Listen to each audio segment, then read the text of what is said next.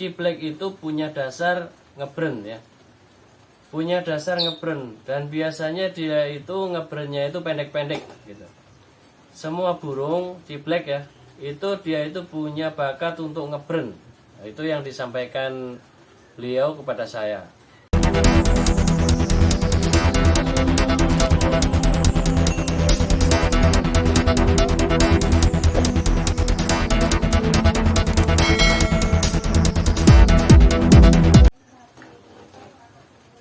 Assalamualaikum warahmatullahi wabarakatuh. Semangat pagi. Ketemu lagi dengan channel GPS Coy, channel yang membagikan sedikit tentang pengalaman saya dalam merawat burung kicau.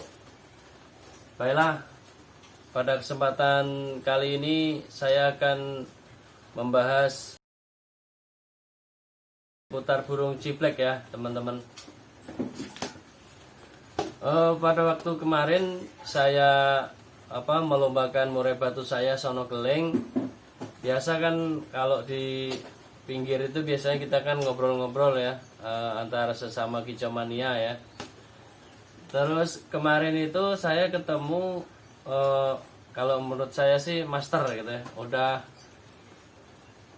udah sering lah main burung ya, mulai dari katanya itu mulai dari ciblek, murai batu sampai ke cuca hijau. Yang kemarin itu beliau itu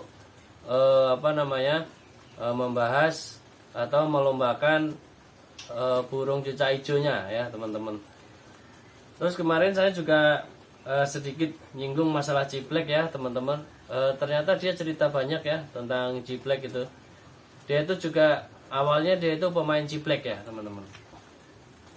Pemain ciblek sampai akhirnya sekarang itu di daerah saya itu, daerah tempat saya tinggal itu, untuk ciblek ini mulai nggak ada ya, lombanya itu nggak ada.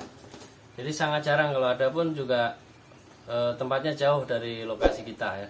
Kalau dulu masih banyak ya seperti itu. Nah, saya tanya ke bapaknya tersebut ya kan, bagaimana cara biar ngebrandnya itu sering dan panjang gitu kan. Sebenarnya kata dia itu ciblek itu punya dasar ngebrand ya, punya dasar ngebrand, dan biasanya dia itu ngebrandnya itu pendek-pendek gitu. Semua burung ciblek ya, itu dia itu punya bakat untuk ngebrand. Nah, itu yang disampaikan beliau kepada saya.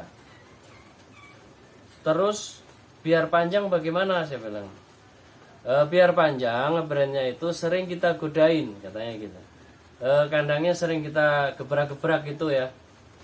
Jadi kan saya tanya lagi begini, kan giras cibleknya, kalau apalagi masih ibaratnya belum lama kita pelihara gitu kan.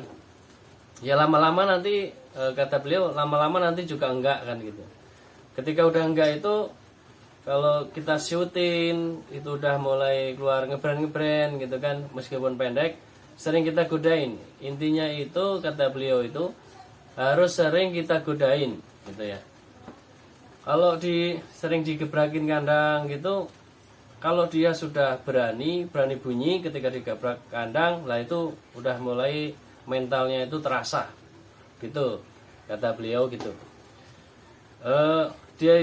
Beliau itu umurnya sekarang itu udah 70 tahun ya teman-teman. Kemarin pas waktu ketemu ya, kemarin saya nggak videoin ya, karena kebetulan HP saya kemarin gampang lopet, jadi buat merekam juga agak repot ya teman-teman. Jadi seperti itu yang disampaikan oleh bapak tersebut. Jadi dia itu udah 70 tahun main burung, ibaratnya seperti itu. Jadi itu meskipun sudah umur segitu tetap fresh gitu kan, badannya fresh, terus sehat, kuat gitu kan. Nah itu saya salut sama beliau itu. Dan kelemahan saya itu kalau sedang bertemu gitu ya di gantangan itu, nggak pernah nanya namanya siapa pak gitu, nggak pernah ya. Jadi cuman akrab aja gitu ya teman-teman, akrab aja. Terus sering saya tanya-tanya gitu kan sama teman-teman yang menurut saya itu master. Saya selalu minta solusi-solusi gitu, biasanya seperti itu. atau biar apa namanya para master itu memberikan sharing ilmunya gitu kan. Nah, nanti kan bisa saya sampaikan di vlog saya ini. Jadi seperti itu teman-teman ya, biar latihan ngebrandnya panjang ya. Jadi intinya gini, semua ciblek punya dasar untuk ngebrand gitu kan, meskipun hanya pendek. Nah, seperti di video saya kemarin kan yang apa ciblek menunjukkan latihan ngebrand ya, seperti itu. Pada dasarnya semua ciblek ngebrandnya seperti itu, pendek. Tapi biar panjang bagaimana? Yaitu tadi sering digodain, sering dicetekin gitu kan. Jadi kalau kita fokus pada ciblek ya harus seperti itu, memaksimalkan waktunya untuk ciblek kita. Sama aja kalau kita punya murai batu ya kan, kita maksimalkan untuk apa namanya murai batu kita itu supaya moncer bagus, isiannya mantap. Nah seperti itu kan. Sama ciblek pun juga seperti itu, yaitu tadi harus sering digodain ya. Harus sering digodain kayak pentet itu kan, harus dicetekin, terus kandangnya digebrakin gitu kan. Kayak caijo itu kan gitu. Awalnya caijo itu juga giras juga, tapi kalau sering digebrakin, sering digoyang-goyang apa namanya kandangnya, itu nanti lama-lama juga mentalnya akan terbentuk. Seperti itu. Berarti ciblek itu perlakuannya sama kayak cucak hijau ya teman-teman. Supaya mentalnya terasa, ngebrandnya panjang, yaitu sering digodain, pokoknya sering kandangnya itu digebrakin gitu. Emang giras, awalnya giras, tapi kalau udah dia itu udah jinak, udah kenal sama orang, ada orang lewat nggak masalah, dia tetap bunyi. Nah itu sudah menjadi modal.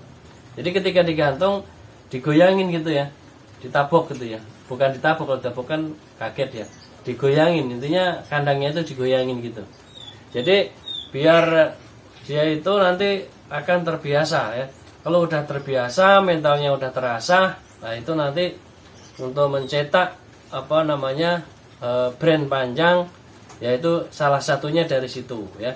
Jadi teman-teman Kicomania itu banyak caranya, tapi yang kemarin saya tanya atau saya dapatkan informasinya dari master pemain ciblek atau bekas pemain ciblek ya, seperti itu ya. Ini hanya sekedar informasi yang saya sampaikan kepada teman-teman. Semoga ini bisa memberi apa ya, tip atau trik dan perlu dicoba gitu kan.